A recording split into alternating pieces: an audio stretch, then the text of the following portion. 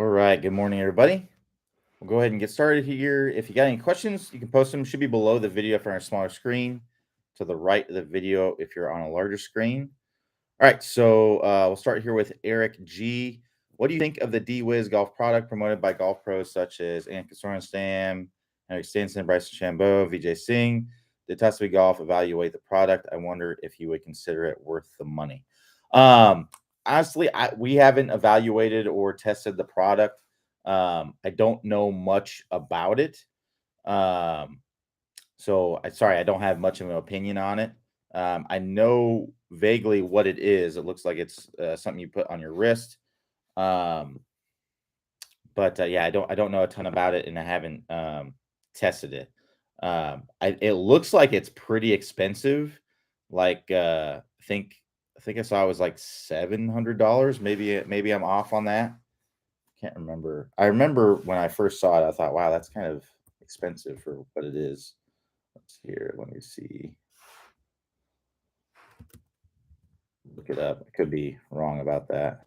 Yeah, $700. Yeah, so it's very expensive. For what from what I understand what it is. Um, but hey, if it helps, then it certainly could be worth it. But yeah, it's not something that we've tested. Sorry. If they want to send us one, maybe possible that it could be something we could check out and give you our opinion on. But they haven't sent us one to my knowledge anyway. So yeah, sorry about that. If I'm sure if we do get one and we do test it, we'll more than likely make a video on it, so that way everybody can get an idea of what it's all about. All right, so moving on here. So Rick M says, "Hey Q, Clay recently did a video describing the power position, which is basically last parallel in the downswing, hands in front of the trail thigh. From there, the club is releasing to a position where both arms are straight, a few feet in front of the ball, essentially the straight line release position. I focused on getting to this position yesterday during a round. I did 10 to 15 yards with every club. It definitely resulted in a nice increase in club head speed. Could you just elaborate a bit on the importance of getting to the power position, still maintaining wrist lag? Thanks so much." All right, so let's talk a little bit about that position there. That is a position. This is a position that you're just going to see with a lot of great players. Pretty much any player that's playing for a living is more than likely going to have a very similar position to this. So basically, and there's a little bit more to it than what you're saying. So I'll add that a little bit here. But basically, it's this position right here. So when the hands, excuse me, it's when the club is parallel to the ground.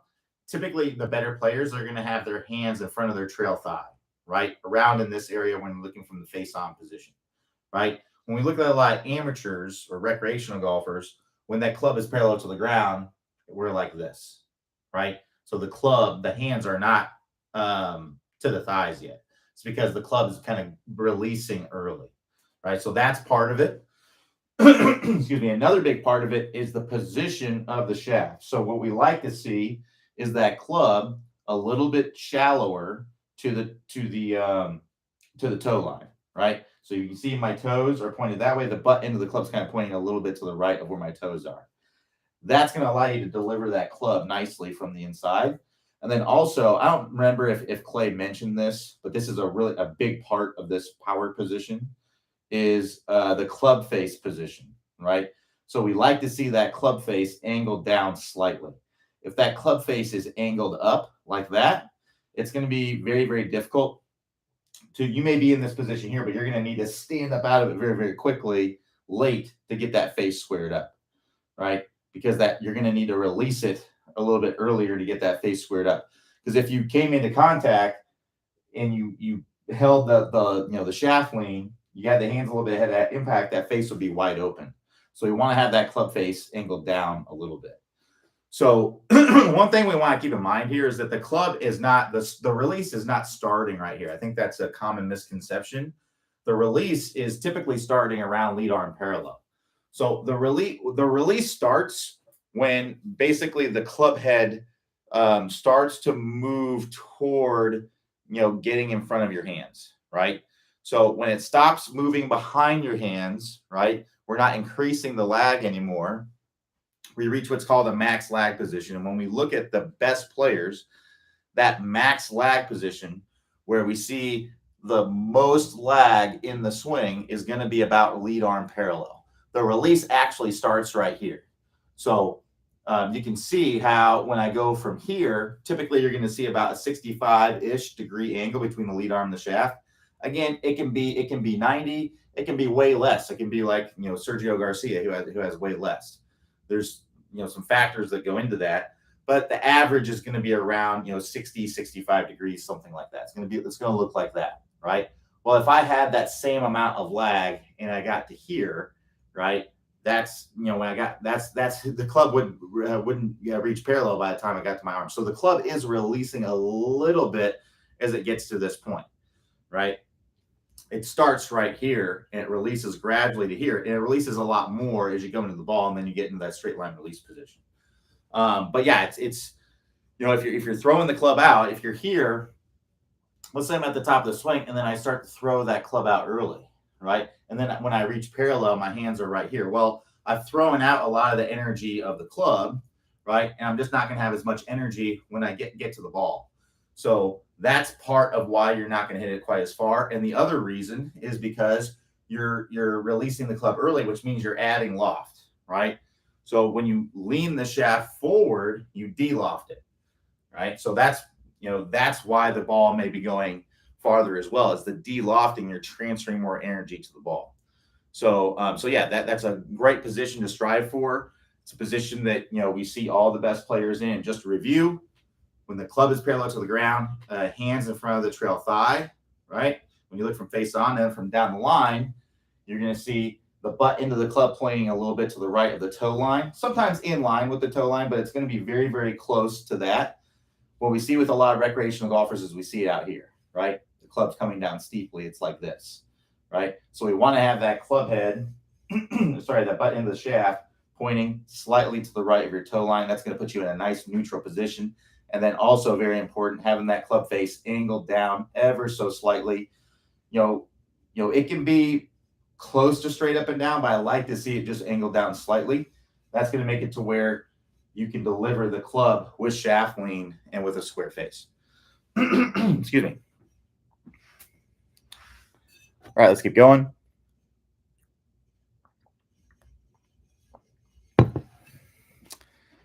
So John C says, hi, I've been through the distance fix videos. I'm seeing improvements in speed and distance. However, with driver, my shots are pulls and pull fades while all the other clubs are going great. What adjustments should I make?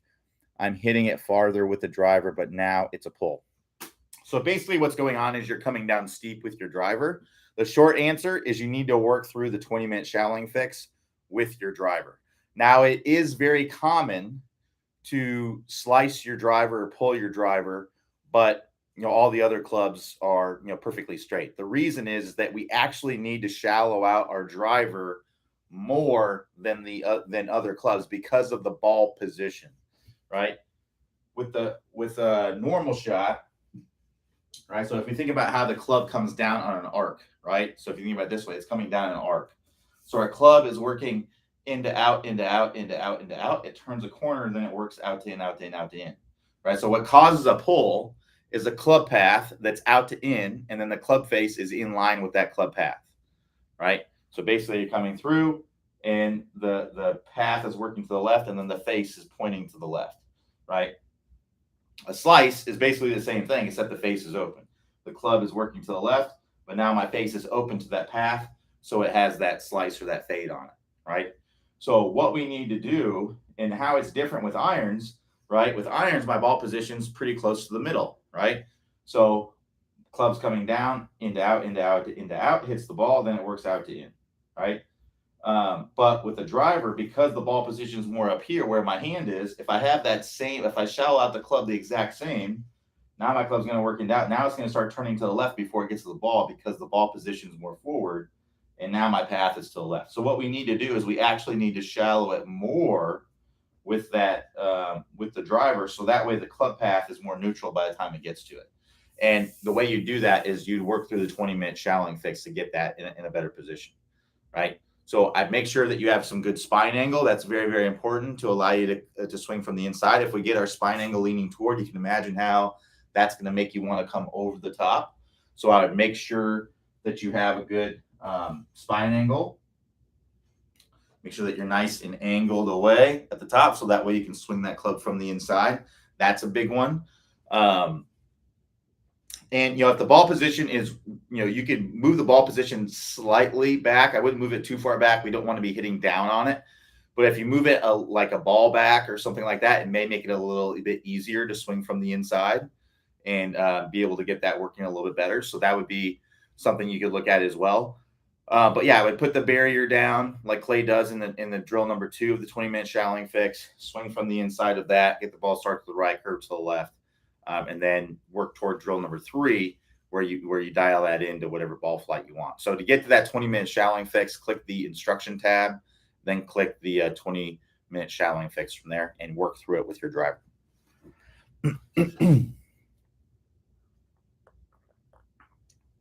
All right, keep the questions coming.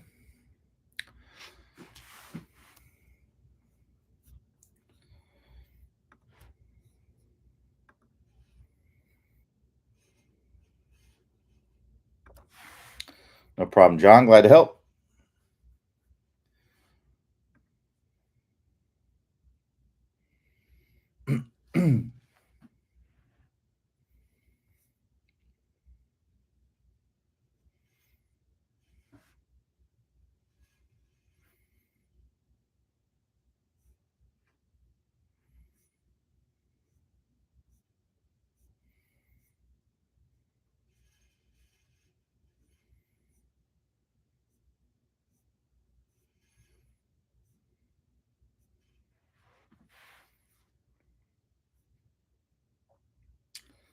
If you're just jumping on, I'm just waiting for some questions to be asked. So if you got questions, good time to ask.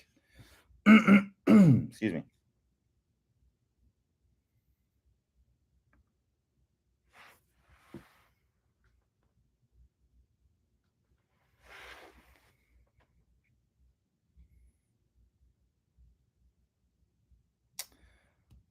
So Richard P says, how do you keep the club face square in short pitches? Well, the good part about a short swing is you don't really need to roll the face open. You can kind of keep the face square to the arc throughout, right? So when you bring the club back, you don't need to open it up. I just keep the club face square to the arc, right? So you don't need to roll your hands. You just bring it back. If it's a short pitch, it's only going to be that, right?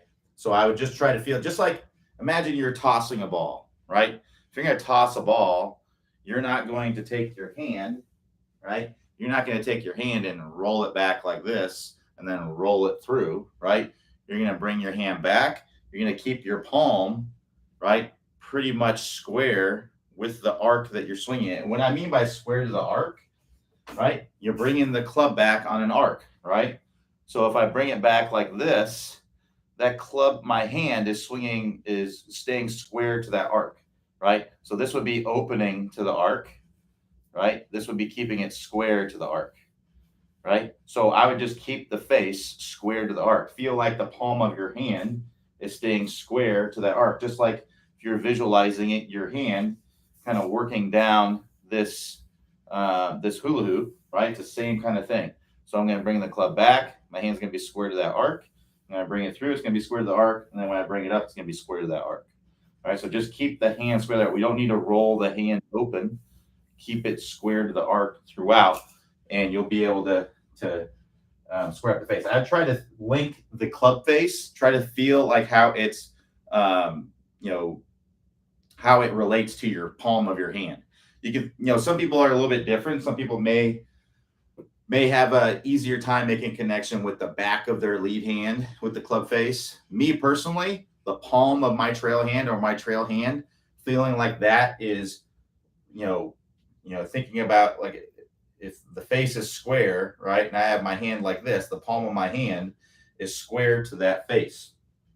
So when I'm hitting a little chip or a little pitch shot, I'm just thinking about basically if I was going to toss a ball, right? Instead of hitting it with the club, I'm just going to toss a ball. How would I move my hand? I would just swing my arm back I would keep my hand square. I wouldn't roll it open. I'd keep it square to the arc, and then I would just toss it forward, right? That's going to allow me to be very accurate with the direction that I'm swinging. So I'm just going to do the same thing with the club, right? I'm going to keep my hand square to that arc. That face is going to stay square to that arc as well, because I'm syncing it. I'm making the relationship of my hand and the club face, and then I'm just kind of tossing the ball forward.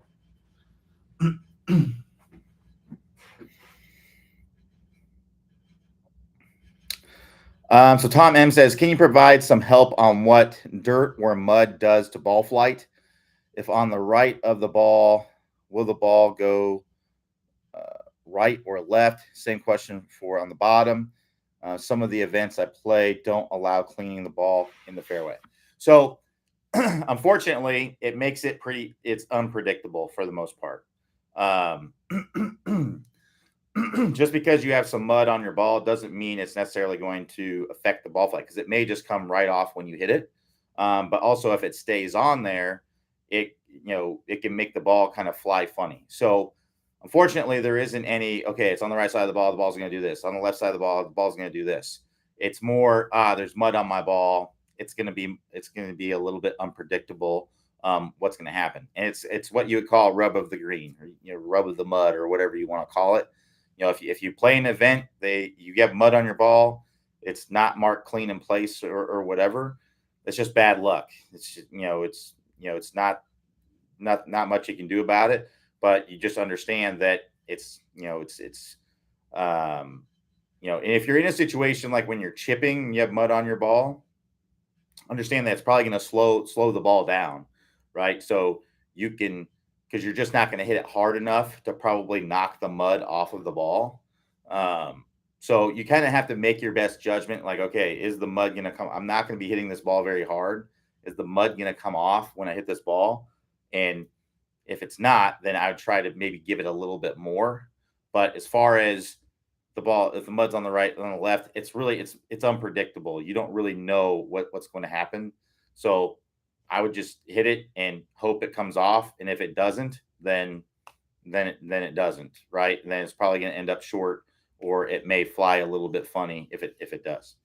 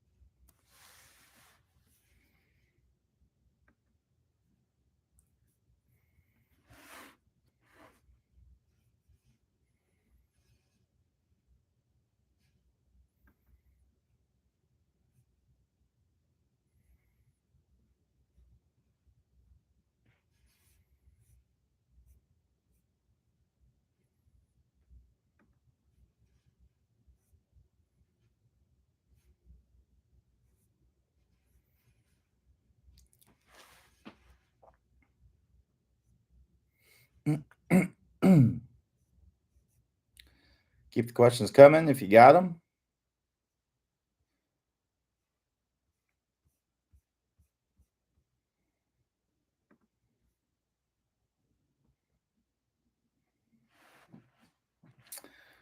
So Gary P says, any view on Garmin R10 versus Mevo Plus Pro package? I haven't used the Garmin R10. I have used the Mevo with the Pro package, and I think it's pretty good. I like it a lot. I don't know what all the parameters you get with the Garmin R10, but I don't think you get as many. And I don't know like the cost difference as well. Let me look up the Garmin R10. I've heard good things about the Garmin R10. I haven't used it myself, but I've heard good things. Let's see here. Yeah, so Garmin R10 substantially cheaper, it looks like, but I'm guessing you're just not going to get as many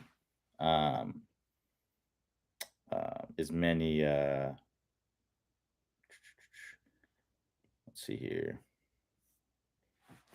Let me go to their website versus the that was Amazon. Let's see here. There we go.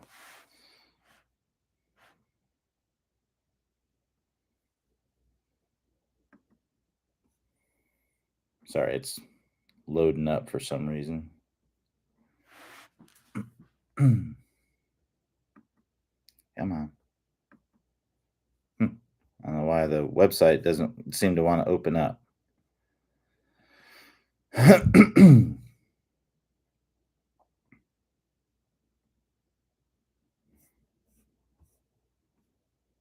There we go. Oh, says the page isn't working. That's not a good sign.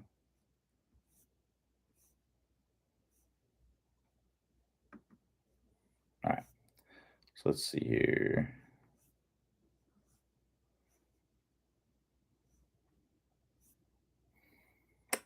Mm, 14 data metrics.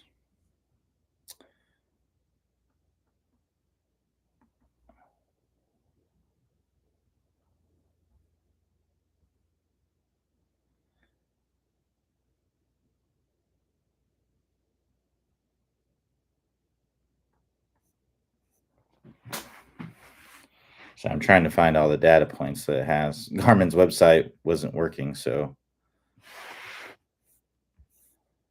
they're both Doppler based, it looks like. Which generally Doppler based is better for outside. Photometric is better for inside.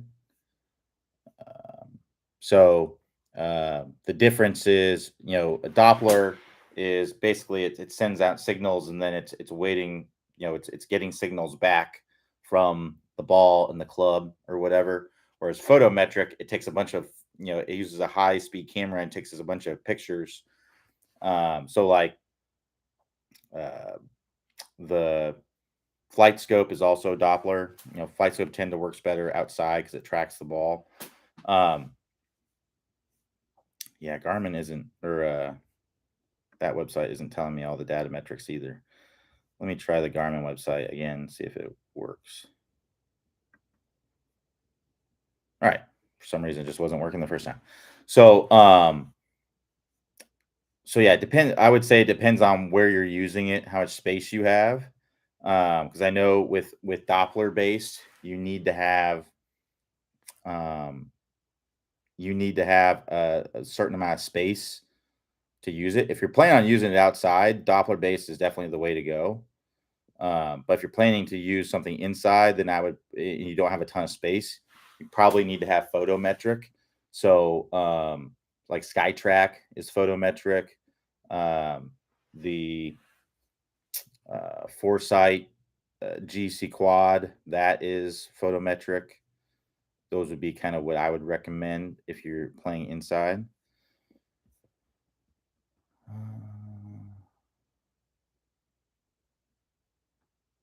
Well, that's a little misleading. It says, it records every swing, but it sits on the ground. So I don't know how it's not going to give you a good camera angle. So that's like recording of every swing is kind of worthless because it's not going to be a good camera angle. But the camera angle that it shows on their website does not reflect what you're going to see, which is kind of funny.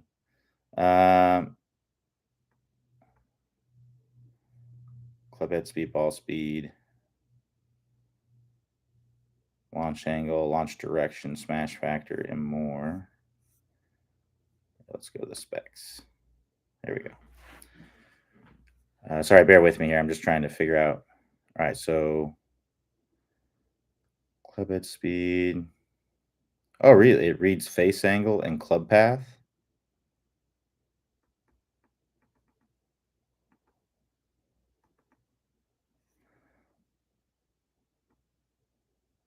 Club head speed plus minus 3.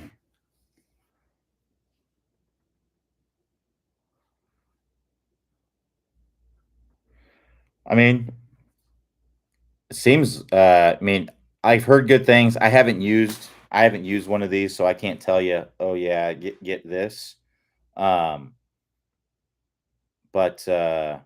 But yeah, I think for the price and what it says it's giving you, I don't know how it's calculated. You mentioned that it calculates.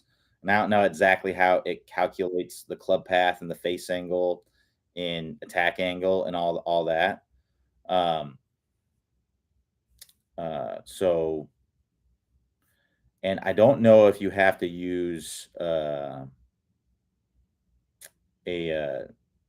something on it as well, like a like a dot. I know with the flight scope, you have to use a sticker to get more accurate numbers. There's like a reflective sticker that you put on the ball, which is kind of a pain, but it does give better readings if you do that.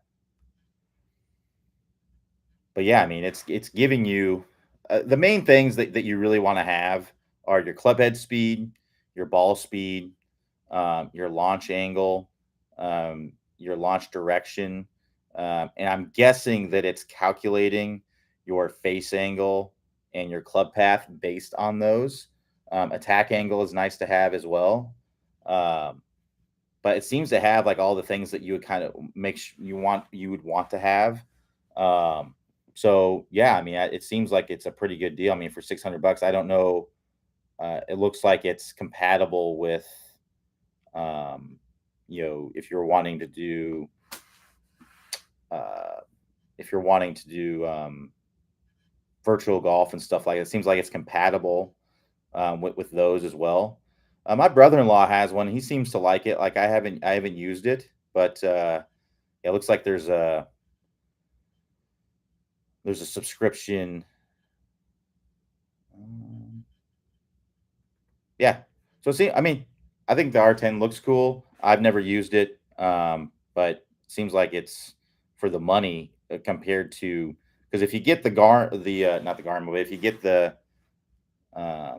if you get the flight scope with the pro package, I think it's like 3,000. I think, but it also, I believe it comes with some free golf as well. I think it comes with.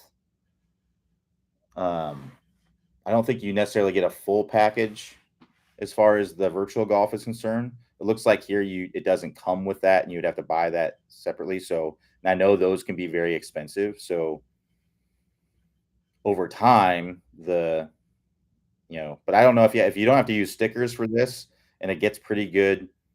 It gets pretty good numbers. Like, they would be a good deal, but it's not something that we've tested. So, but maybe we will test it and see what's going on there.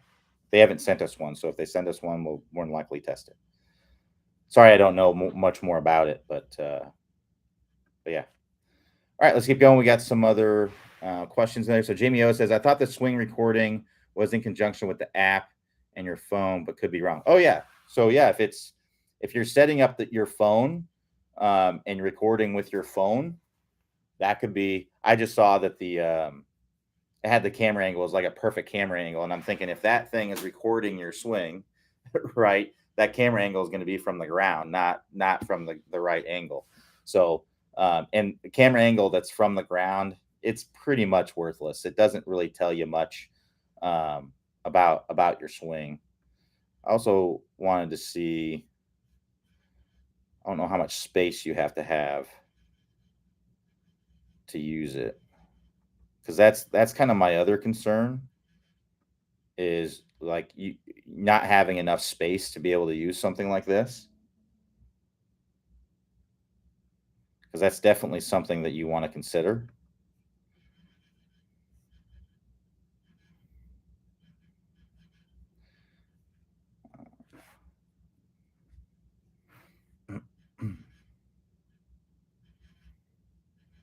Now, I personally would rather have photometric and would like to have something where it's just on the screen. So like, I know there's Foresight has come out with a less expensive version um, of their photometric system, and I like that because then I don't want to have to use my phone and use this. I'd like to just hit a ball, then look and see what the reading is, or the one that I think it's called Full Swing. Again, I haven't used either one of these, but just I would rather have an actual readout on the machine itself. That's why I really like the the the GC quad, because you just set it down. You don't have to have any space, and you look at the readout. It's just telling you the numbers. It tells you, and you don't have to get out your phone and look at it, and that kills the battery on your phone, and then you know that's all pain. So that those are the things. But things may you may like things, like to have it on your phone or something like that. I would just prefer not to. Um, but and also, like, you can't. I live in Florida, so I can't like leave my phone. I have to put my phone back in my pocket and then get it out and look at it and then put it back in my pocket. You can't like leave it out, because the sun is just gonna bake your phone, and it's gonna get too hot. So, but anyway, we'll move on here. Um,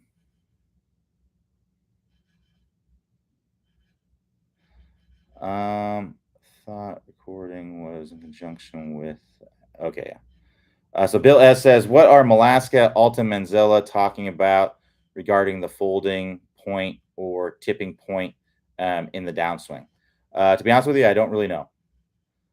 Sorry, I'm not knowing a lot of stuff today. Today, you guys are asking questions about launch monitors. If you guys have questions about, you're talking about, that's somebody's, um, you know, somebody else's, words that they're using for the swing, right? So, like, if you asked Malaska what the compression line was, or what Clay's talking about when he says the compression line, you probably have no idea. This is kind of the same kind of thing. This is kind of his own. I would assume that he's talking about when the club kicks out to the ball, because that's the big reason why shallowing. That's the only thing I could really think of. I haven't really seen this in context, but that's what would make sense. The tipping point would be like when the club kicks out to the ball. Again, I'm not sure if this is exactly what it is, so I'm this is purely just me guessing. But let me move the. Bear with me here. So when we shallow out the club, so one thing that we want to understand is that the club head, the mass of the club head, is going to want to line up with the force it's that's being pulled from, right? So if I can kind of demonstrate this, so if you imagine this alignment stick, we'll call this the line of force, right? Meaning that this is the direction that the force is being applied, right? So if we imagine the mass is the club head here, and I have this here, it's being pulled right in that direction. Well, if I pull it in that direction, the mass of the club head is going to want to kick toward the line of force, right? So I would assume that that's what he's talking about when he's saying the tipping point, because that's when we get the club. Clay was talking about that power position, right? In that one video that a lot of you have watched, when the club is parallel to the ground in front of the trail thigh, we want to see that club, the butt end of the club, we want to see that pointing out to the target a little bit. That means that when you're at this point, your hands are going to kind of work this way. So the line of force is going to be working kind of to the left a little bit. Well, my club head is back here. So because of that, my club is going to kick out to the ball, right? And it's going to give it a little bit more speed, and I'm going to have more control of it. Whereas if I'm steep, right, if I'm coming down like this, my club head is outside of my hands, right? And my hands are going this direction, right? Well, my club may actually kick in back this way, and you can imagine how that's actually going to slow down the club head a little bit. It's not going to be as fast. So if I'm here, I can pull it around. That's going to kick out to the ball. Where if it's here and I pull it that way, it's actually going to kind of it's not technically moving away from the ball, but it's not moving to the ball as fast as it would is if you were kicking out the ball. So if I had to guess, that's what they're talking about when they say the tipping point. But again, those are. Here's the thing about golf instruction is we all have our own little terms to kind of explain things. There are obviously some universal terms like, the parameters of, the TrackMan and all that provide. But when we're talking about, and there's also some universal terms, but there's no definition for these terms necessarily as well. So when we talk about shallowing, that may mean something a little bit different to another instructor than the way that we explain it. We're talking both talking about shallowing, but their interpretation of shallowing and ours may be a little bit different. And they're talking about tipping out the club, and that, that's not really a term that we use. Um, but it could be what I think they're probably talking about. Again, I don't know the context. If I saw a video where they're talking about tipping out the club, I may have more of an idea of exactly what they're talking about and be able to explain it to you. But it's it's their own kind of word that they're using for that.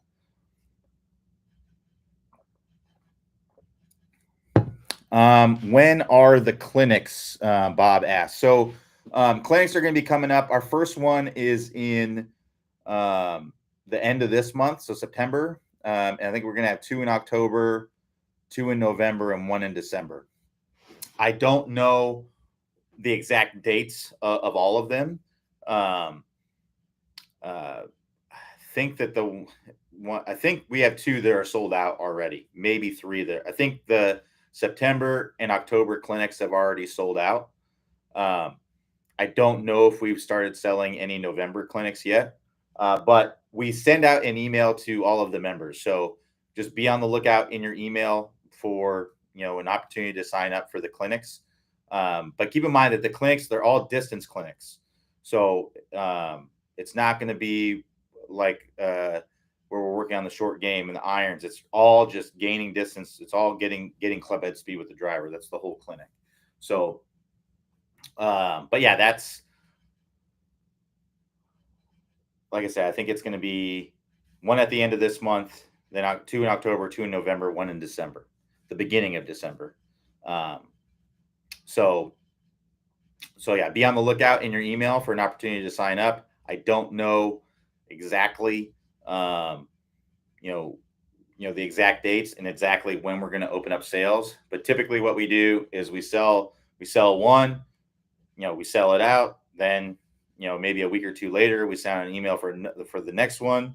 We hopefully sell that out, and so on and so forth. So I don't know where we are in the process. I'm not in charge of, send the emails when they go out and all that stuff. But I do know that I'm pretty sure we haven't sold all of them out. I'm almost positive that I probably would have heard about that if that was the case. So there's probably still more that you can go to or more that we're going to sell. So just sell. So be on the lookout in your email for an opportunity to sign up here in the next month or so. All right, let's keep going.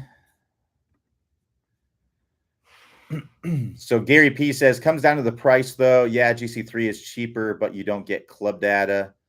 The quad is the one we'd all want, but it's quad's pretty expensive. It's like $16K. I thought that there's a new one, the GC3. That's the really old one. They have a new one that's out that is actually a dual camera, and I do believe it gives you club data. Maybe I'm mistaken about that. Let's see here. Look it up real quick. Yeah, this is the one.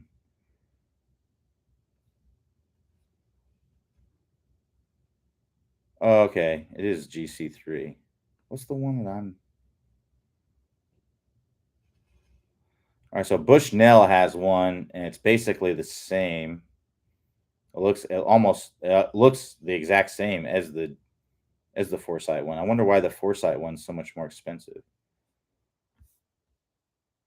Let's see here.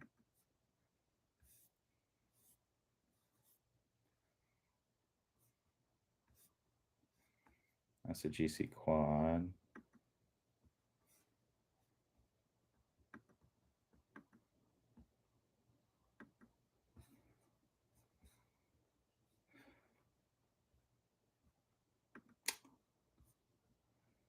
There's also ones that I've seen. There's a lot more competition for these nowadays, and I just don't know everything about them because it's just not something that I'm that interested in. But the let's see here. This thing doesn't have club data. Let's see here.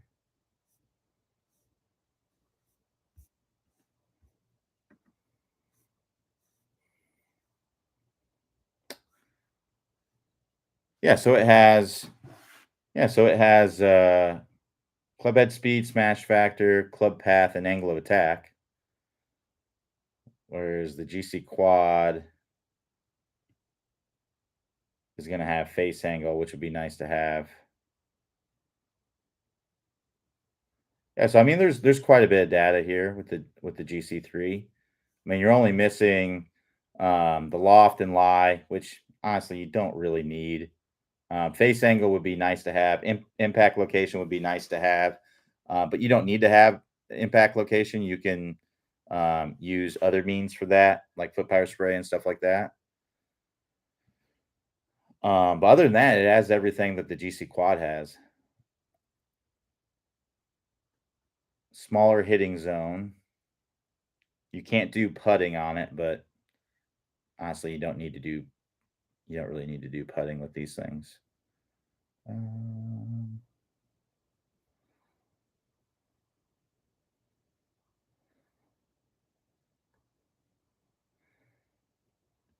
yeah, so I mean, a little bit of a shorter battery life.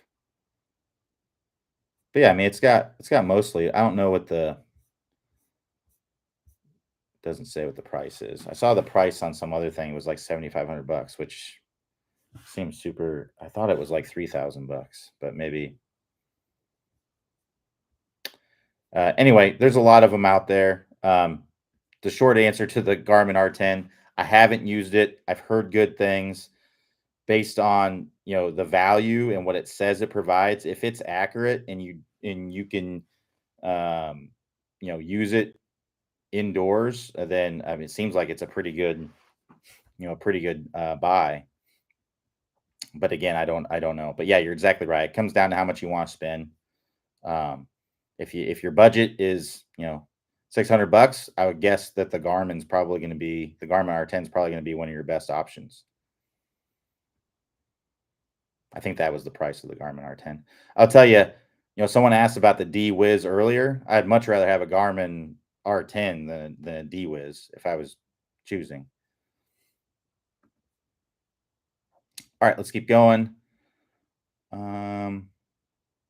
So Jay Wyatt says, or yeah, Jay Wyatt Senior says, I'm playing in the low 40s on the front nine, the back nine in the 50s. I don't feel I'm doing anything different on the nine. Any suggestions or thoughts? Well, I mean, you definitely are, right? So I would try to, I mean, unless just one nine is super easy and then the other nine is extremely difficult, right? Which I played some golf courses like that. I played some golf courses where it's almost a completely different nine. The front nine, the back nine, you wouldn't even believe it's the same golf course, right? The looks and the difficulty and everything's different. So unless it's something like that, there's definitely something going on there. So what I would try to do is I would try to break down, when you shoot in the 50s on the back nine, I'd try to break down exactly where you're losing the strokes, right? um, you know, so that way you can improve upon what's going on there. So there's really just five areas, right? So there's driver off the tee. There's your approach shots. So this would basically be any shot that's off the ground. Um, that would be a full swing, right? So any shot off the ground that's a full swing, that'd be an approach shot. There's distance wedges. So this would be any shot where you're not making a full swing with a wedge. So like a 60-yard wedge shot, that'd be a distance wedge shot. Then you have short game, which I would call anything that's 30 yards and in. So this is short pitches, chips around the green. It would be your bunker shots, flop shots, anything like that, and then putting. So I would try to look at, okay, and you can keep stats for both, right? Look at, kind of keep your fairways and regulation, keep track of how many putts, keep track of the amount of foot of putts that you make, and all that. And so that way you can kind of compare and see where you're coming up short. And then what I would do is I would work on the thing where you're coming up short.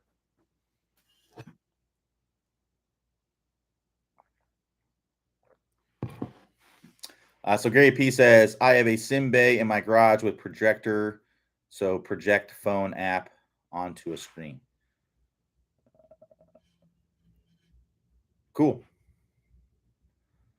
Oh yeah, yeah. So you're talking about yeah. So so if you're indoors, yeah, that's great. So yeah, I was talking about like working on it outdoors.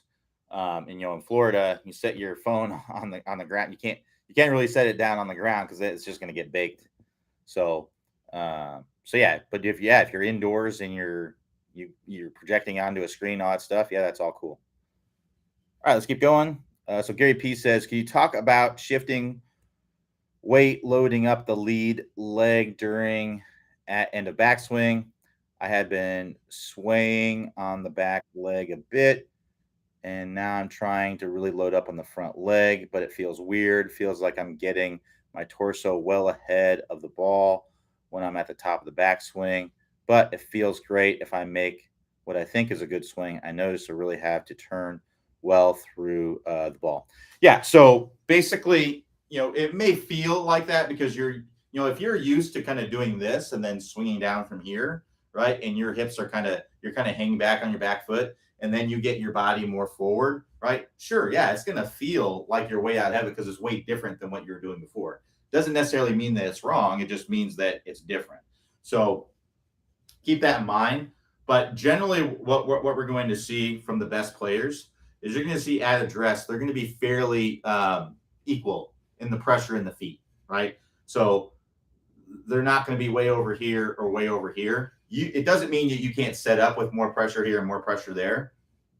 It just means generally you're going to be about 50-50. Then what you're going to do is to start the backswing, you're going to move pressure into your right leg or your trail leg here. And now I'm going to start loading up. So at this position in the swing, right? And as I do that, I'm going to actually have a little bit of a shift of my hips in this direction. So if you look at the best players, typically you're going to see the hips just move ever so slightly in that direction. Now, we don't want to go way out here, right? It's just enough to apply pressure. So if you watch me, see, I'm barely moving my hips, but I'm pushing pressure into my trail foot. That's to start the backswing. Then as I get here, right, around in this area here, this is as far to my right as I'm going to be. This is where I've actually maxed out the pressure in my right foot. And then as I get up to the top, I'm actually going to start moving my hips are going to actually move a little bit laterally toward the target. And then I'm going to continue to move into my lead side as I come into impact, right? So you think about 50-50 pressure here. I'm going to be about 75-80 in my back foot here. I'm going to move back to 50-50 here, and then I'm going to be about 75-80 on my lead foot here at impact. And then when I come around to full finish, I'm going to have almost all my pressure in my lead foot, right? So if you're struggling with this, a good drill would be the this chair drill. So what I like to do is I like to set up with this chair, just touching my hip here at address to start the backswing. I'm going to nudge the chair a little bit just to put pressure into my trail foot. As I get here, I'm just going to be barely touching the chair. Then as I get up to the top, I'm actually going to create about a hand thickness of space between my hip and the chair. And then I'm going to continue to move away from the chair as I come down to impact. So you can kind of break that down here, here, here. You can kind of break that down to get in there. Now, what we don't want to do is get so far out in front. You can overdo this, right? What I don't want to do is I don't want to get my hip joint on that side of my ankle, right? So as soon as you get to that lead side and you get to where this hip joint is just inside the ankle, we want to be pushing back away from that to turn the body open, right? That's what the best players do. So I'm going to have a little shift off. I'm going to be barely touching here, creating a little bit of space, continuing to move into the lead side here. And then I'm going to push away from that as I come into contact to push that hip back and around.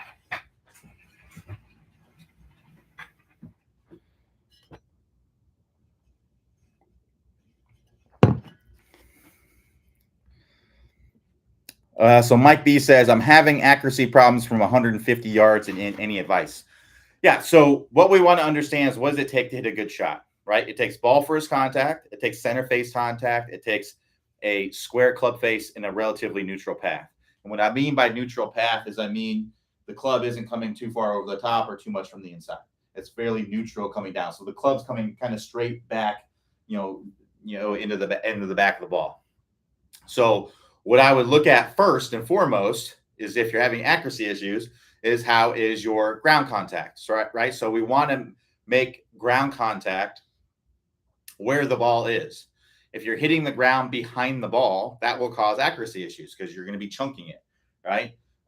If you're missing the ground and hitting up on the ball when the ball's on the ground, you're going to hit it thin or you're going to blade it. Again, that can lead to accuracy issues. So that's the first thing I would look at, because if you're chunking the ball, none of the other stuff really matters. So that'd be number one. So if you're making ball first contact, then you move on to the next piece, which would be where you're striking it on the face, right? So I would use some foot power spray and see where you're striking the ball on the face, because when you don't hit the ball in the center of the face, that can cause some accuracy issues, right? So when you hit the ball on the toe, the face will twist. The ball will start more to the right than it normally would. Then it will tend to draw more or fade less, right? So not only does that face twisting make the ball start in the direction that you don't want, but it also may make it curve in the direction that you don't want. And then it's also going to have less energy because the face is twisting, which means it's not going to transfer as much energy to the ball, and the ball is not going to go as far. So it's going to go short, it's going to start to the right, and it's going to tend to draw more or fade less. That can cause accuracy issues. On the other side of that, if I hit the ball off the toe, again, the face will twist. For a right-handed golfer, that ball will start more to the left than it normally would, and it will tend to fade more or draw less, right? And it's also going to tend to go shorter because it was hit off the heel, right? So that'd be the second thing that I would look at, is where you're striking on the face. Use some foot power spray, hit several shots, and see where you're striking it on the face. So that would be number the second thing. The third thing, let's say you're making ball first contact. Let's say you're hitting it in the center of the face, but you are not accurate. If that is the case, then it comes down to your club face angle. So that's the direction the face is pointing at impact, and it comes down to the club path, the relationship of the two. So if the ball is curving too much, right, or it's curving in the wrong direction. Let's say you're trying to hit a draw, but it's a slice, right? Or let's say you're trying to hit a draw, but it's actually hooking, right? So that'd be curving too much. If it's curving too much or it's curving in the wrong direction, you need to change the club face.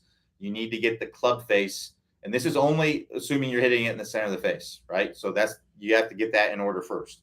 But if you're hitting it solidly in the center of the face and you're making ball first contact, but the ball's going in the wrong direction, and it's curving too much or we're in the wrong direction, you need to change the club face. So if the ball is hooking too much, the face is too closed, you need to get the face more open, right? If the ball is slicing, then the face is too open, you need to get the face more closed, right? So that'd be the next thing. After that, let's say that the ball is curving the amount that you want and it's curving the direction that you want. So let's say you're trying to hit a baby draw, right? But that ball is starting way out to the right, and it's just, it's a baby draw, but it's just starting too far to the right, and you're hitting it in the center of the face, you're making ball first contact, right? In that situation, your club path is too much from the inside, and you need to get your club path more out to in, or less from the inside, to get the ball to start more, less away from the target, and to get it to draw toward the target. So those are the things that you have to break down for understand. Now, if you can give me some more precise information about the actual accuracy issues, I can give you a more precise answer for what you may need to do. But yeah, if you're just inaccurate and you don't know exactly, of those things that you're inaccurate, you need to go test them. So a way that you can test whether you're making ball first contact, very easy. You can put a ball on the ground, put a tee right next to it, and see where your divot's starting. If you're not taking a divot, then that also tells you your problem too. So you may need to swing with more of the intention to hit the ground. If you do that and you chunk it, then you know that the bottom of your swing is before the ball, and you need to get the bottom of your swing more ahead. Easy way to do that would be to work on just getting a good weight shift to the lead side, right? So making sure that you're getting on your lead side as you're coming down into the ball. If you're not hitting it in the center of the face, most people are going to have a tendency, meaning that they're going to miss most of their shots on one part of the face, right? So people will have a toe tendency or a heel tendency or something like that. If that is the case, then what I would do is I would change your intention, because right now your intention is to hit it in the center of the face, but the reality of what's happening is that you're hitting it off the heel or the toe. So you need to change your intention to the other side of the face to move it more to the center. So for example, let's say that you have a toe bias, meaning that you're hitting all your shots out here on the toe. That will make you inaccurate, most likely, right? So what I would do is I would change your intention to hitting the ball off the heel, and that will move the strikes more in the center of the face. You'll get more accurate. And you just keep doing that until you actually start hitting the ball off the heel. And at that point, you'll ease off it. Eventually, you will adapt, right? You've adapted to what you're doing right now. You'll continue to adapt. So it's not like you're going to need to feel like you're hitting the ball off the heel forever, right? I think that's why some people are hesitant to do it, because they don't want to do that forever. But the reality is that you're going to adapt, and you're actually going to start hitting the ball off the heel eventually. But you just got to try to hit it off the heel until you actually start doing that most of the time.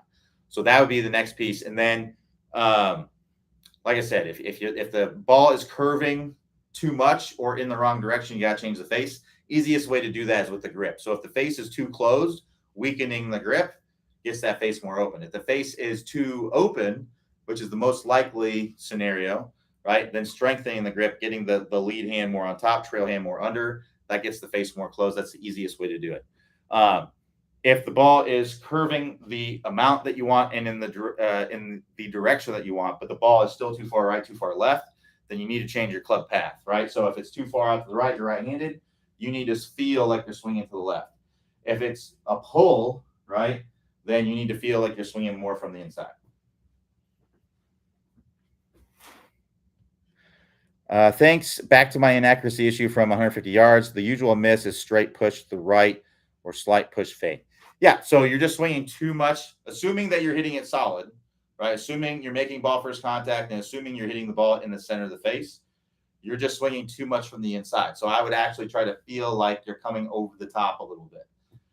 You're over shallowing out the club. I know it may seem, we always tout shallow the club, but you can overdo it. So you may be overdoing it a little bit, and you just need to feel like you're coming over the top. So it's kind of the fault, feel, reel approach, right? The fault is too much from the inside. The feel needs to be over the top, right? And hopefully the reel is going to be somewhere in between there, right?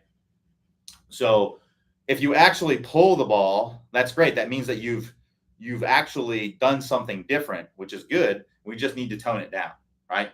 So if you pull it, just tone it down a little bit, swing less over the top until you find that happy medium.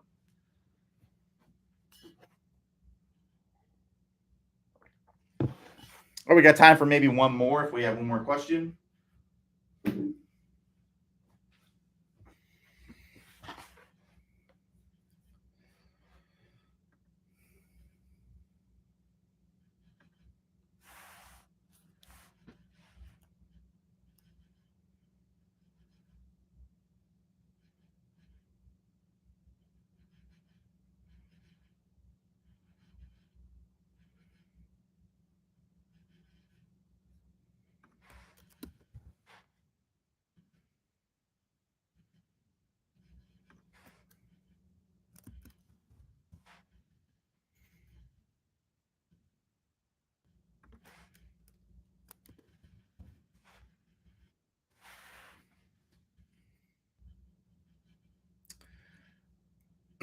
Gary P says, who's going to win the Ryder Cup? I can't say anything other than USA. I wouldn't be able to live with myself if I said Europe was going to win and then USA won. So I gotta say USA all the way. That's who I'm going to be rooting for, obviously.